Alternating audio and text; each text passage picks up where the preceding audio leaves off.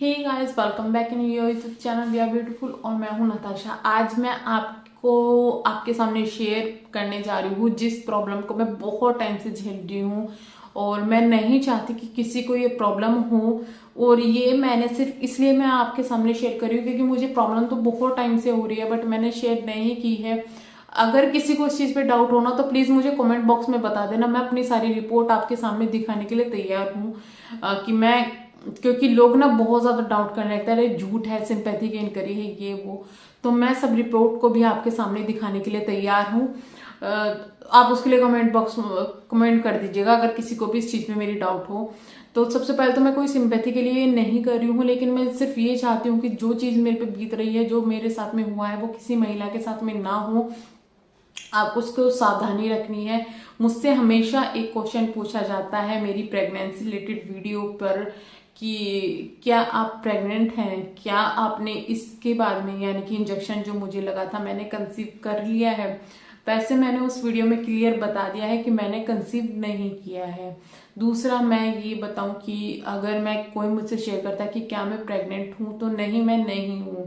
ऐसा नहीं है कि मुझे इस चीज़ की नॉलेज नहीं है इसलिए मैं नहीं हो रही हूँ, या फिर कुछ चीज़ें मुझे प्रॉब्लम वो मतलब मुझे इस वक्त के बारे में बहुत ज़्यादा पता लग गया है क्योंकि मैं इस चीज़ से जूझ रही हूँ। और मुझे अपने एक्सपीरियंस से में ही हमेशा मैं वीडियो तैयार करती हूँ और एक्सपीरियंस के बाद में मैं बहुत ज़्यादा उसके लिए स्टडी करती हूँ, बहुत ज़्यादा पढ़ती हूँ, उसके बाद में ही कोई मैं वीडियो बनाती हूँ। लेकिन जब ऐसे में कोई आपसे ऐसे सवाल कर लेता है कि क्या आप प्रेग्नेंट हैं, तो उस चीज़ का जवाब मेरे लिए बहुत मुश्किल हो जाता है क्योंकि मेरी प्रेगनेंसी कंसीव ना करने का कारण बहुत अलग है। आज के टाइम में बहुत सी महिला को ये प्रॉब्लम हो रही है, ओवेरियन सिस्ट की। तो यस, मैं उसकी ही पेशेंट हूँ, मुझे उसकी प्रॉब्लम है। मुझे थायराइड है जो कि कंट्रोल हो जाता है, फिर हो जाता है, फिर कंट्रोल हो जाता है। थायराइड के लिए अगर मैं बात करूं तो डॉक्टर, जब मुझे पता चला था कि मुझे थायराइड है, तो डॉक्टर ने मुझे 75 mg की दवाई दी थी। और उस दवाई को खाने के बाद में मुझे बहुत ज़्यादा चक्कर आते थे, तो मैंने वो दवाई छोड़ दी और मैंने घरेलू उपचार ट्राई किए। मैंने पहले तो दवाई मैं लेती रही, लेकिन मुझे मुझे बहुत ज़्यादा मुझे प्रॉब्लम होगी, तभी मैंने वो दवाई छोड़ी थी। लेकिन मैं किसी को इस दवाई की छोड़ने की सलाह नहीं दूंगी। मेरे साथ में ये हुआ था, मैंने डॉक्टर को बोला था कि मुझे इससे चक्कर आ रहा है, तो वो नहीं माने, उन्होंने कहा दवाई तो खानी ही पड़ेगी। तो मैं यही सलाह देती हूँ कि अगर आपको उनसे खाने के बाद में ऐसी कोई प्रॉब्लम हो रही है तो आप उसकी डोज को कम कर दीजिएगा। 50 mg की आपकी सबसे छोटी इसकी आती है, आप वो कर सकते हैं, तो आप डोज कम कर दीजिएगा।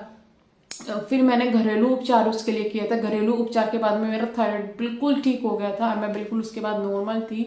लेकिन मेरे साथ में मुझे लगा फिर कि मैं क्यों ऐसा कंसीव नहीं कर पा रही हूँ। फिर मैं डॉक्टर के पास में गई तो लास्ट ईयर लगभग ये है सितंबर अक्टूबर की बात है, तो मैं डॉक्टर के पास गई थी। तो मेरे बहुत सारे टेस्ट उन्होंने करवाए और जब मेरा जो ओवुलेशन से पहले उन्होंने अल्ट्रासाउंड होता है वो किया। उन्होंने मुझे अल्ट्रासाउंड करने के बाद में उन्होंने कहा कि कंडीशन बहुत ज़्यादा ख़राब है, आप दूसरे जो यहाँ के बेस्ट हैं मेरठ के, उनके पास में मुझे बोला अल्ट्रासाउंड के लिए। मैं वहाँ पर गई, मैंने अल्ट्रासाउंड कराया। डॉक्टर कुछ ढंग से नहीं बता रहे थे, किसी ने मुझे बताया नहीं। मैं उस वक्त बहुत परेशान थी क्योंकि तब आप कंसीव करना चाहते हैं और कोई आपको ये बोल दे कि कंडीशन बहुत ख़राब है, बहुत मुश्किल है, ये है वो है, तो आपके दिमाग में एक बहुत ज़्यादा टेंशन उस वक्त में बन जाती है, आप बहुत ज़्यादा परेशान हो जाते हो।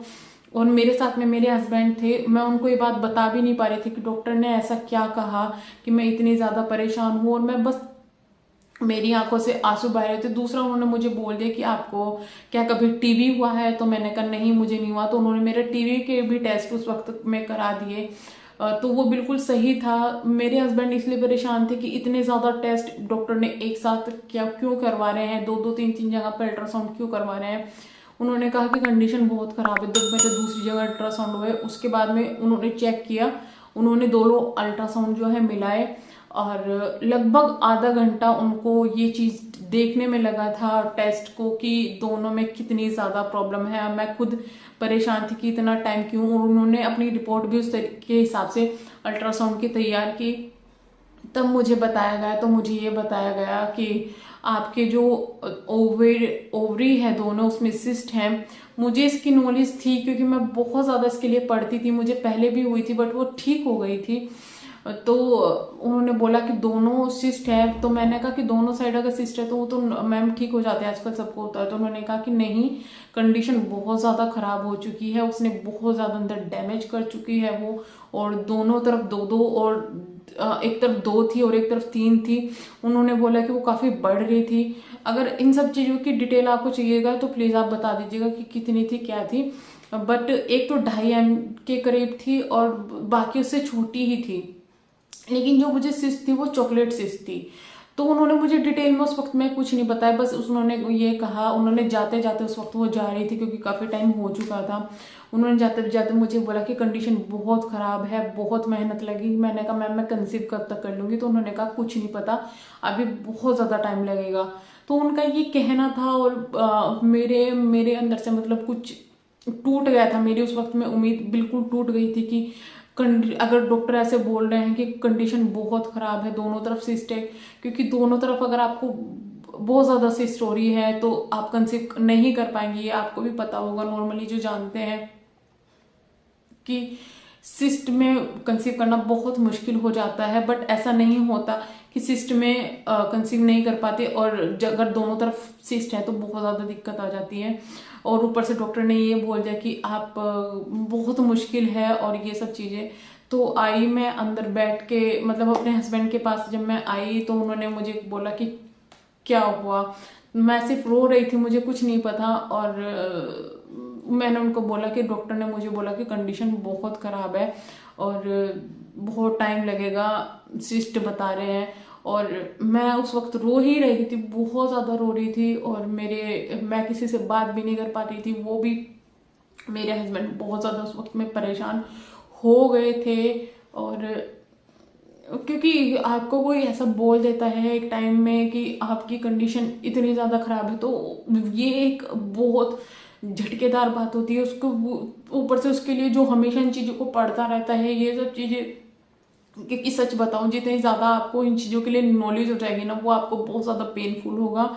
और अगर आपको नॉलेज भी नहीं होगी ना तो वो भी बहुत ज़्यादा पेनफुल होगा। लेकिन मेरे लिए एक सिचुएशन ऐसी आई जब, क्योंकि मेरा भाई जो है वो एक फार्मेसी से, उन्होंने पोस्ट ग्रेजुएट है वो फार्मेसी, तो उनको काफ़ी नॉलेज है। ऊपर से मेरे घर में जो भाभी है वो अच्छी खासी इसके बारे में जानती है, क्योंकि वो भी मेरी तरह पढ़ती रहती है। उनके साथ में भी कुछ ऐसा हुआ है कि वो भी पढ़ती रहती थी। तो मैंने सिर्फ भाभी को रिपोर्ट भेजी कि ऐसा डॉक्टर ने बोला, और भाई को भी रिपोर्ट भेजी। तो उसने, जो भाभी को नहीं भेजी थी क्योंकि वो उस वक्त में प्रेग्नेंट थी, वो भाई को रिपोर्ट भेजी थी। मैंने कहा, तो भाई का कॉल आया कि क्या हो गया, तो फिर मैंने उनको बताया। मैंने उनको कहा कि मम्मी को भी मत बताना, बट डॉक्टर ने बोला कि बहुत मुश्किल है। तो उसने कहा नहीं ऐसा कुछ नहीं है, और उन्होंने मेरी रिपोर्ट जो है दूसरों को दिखाए, तो उन्होंने कहा कि ऐसा कुछ नहीं है। और डॉक्टर ने क्या बोला, तो मैंने बोला कि वो बोल रहे थे कि अगले महीने फिर टेस्ट करेंगे, अगर ऐसा ही कंडीशन रही तो सर्जरी करेंगे। तो ये सब चीज़ें उसने कहा। तो उसने देखे वक्त उसने बहुत सारा मुझे समझाया कि नहीं ऐसा नहीं होता है, और हो सकता है उसने हड़बड़ाहट में डॉक्टर ने ऐसा बोल दिया हो कि कुछ नहीं होगा, हम दूसरे डॉक्टर को दिखाएंगे। तो जिसके नेक्स्ट डे मेरा भाई, उस वक्त तक मैं, जब उसने मुझे बोला कि नहीं ठीक हो जाएगा, सब कुछ ठीक हो जाएगा, और उसने मुझे थोड़ा समझाया कि ठीक हो जाती है, ऐसी प्रॉब्लम नहीं है, और अगर नहीं भी ठीक हुई तो इसके लिए सर्जरी हो जाएगी। और सर्जरी, क्योंकि मुझे पता था मेरी भाभी की जो है टेस्ट ट्यूब नहीं, मतलब ट्यूब में बेबी जब था उस वक्त में सर्जरी हुई थी, तो उस टाइप की ही इसमें सर्जरी होती है। तो इसलिए मुझे पता था कि कहना, उन्होंने कहा कि लैप्रोस्कोपी हो जाएगी इस तरीके की, और वो ठीक हो जाती है, उसमें कोई दिक्कत नहीं है। तो उस वक्त मुझे रिलैक्स मिला कि हाँ ठीक है, वो हो जाएगी शायद। तो वो जिससे मेरा भाभी का इलाज चल रहा था, भाई ने अगले दिन रिपोर्ट दिखाई, तो डॉक्टर ने उस वक्त कहा कि इनको 3 महीने का दवाई चल जाएगी और ये ठीक हो जाएगी।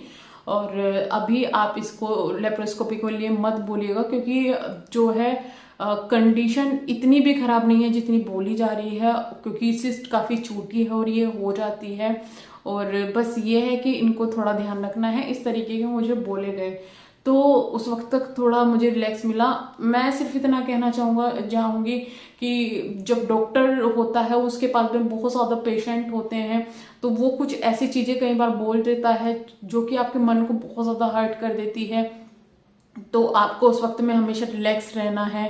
आपको और से एक डॉक्टर के बाद से हमेशा दो और 3 डॉक्टर की आपको सलाह जरूर ले लेनी है किसी भी चीज के कंक्लूजन में जाने से पहले। तो मैंने उस वक्त में जो है मैं फिर उन डॉक्टर से भी मिली, और फाइनली मैंने 2 महीने जिसने मेरे टेस्ट वगैरह किए थे उनसे इलाज कराया, बट उन्होंने 2 महीने तक भी मुझे ऐसी कोई दवाई नहीं दी जिससे मेरी सिस्ट में आराम लगे। और उन्होंने मुझे थायराइड की दवाई वो देती रही।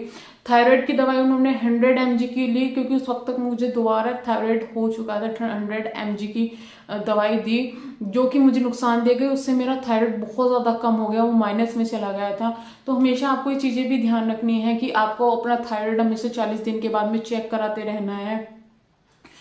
अब मेरा इलाज चल रहा है, मुझे लगभग 4 महीने हो चुके हैं दवाई खाते हुए। जो यहाँ पर मेरठ के बेस्ट डॉक्टर हैं उनके यहाँ मेरा इलाज चल रहा है, और उन्होंने मुझे साफ बोल दिया था कि नहीं, इसके लिए आपको लेप्रोस्कोपी वगैरह करवाने की जरूरत नहीं है। और अभी जब मेरी दूसरी रिपोर्ट आई है वो पहले से काफी ज्यादा अच्छी आई है। अभी देखते हैं नेक्स्ट उसमें, क्योंकि मेरे हर महीने जो है अल्ट्रासाउंड हो रहे हैं। हर महीने पीरियड के टाइम में 2nd या 3rd डे में आपको डॉक्टर बुलाएंगे और उस वक्त अल्ट्रासाउंड करेंगे आपका, वो देखेंगे कि अंदर सिस्ट है वो कितनी घुल चुकी है।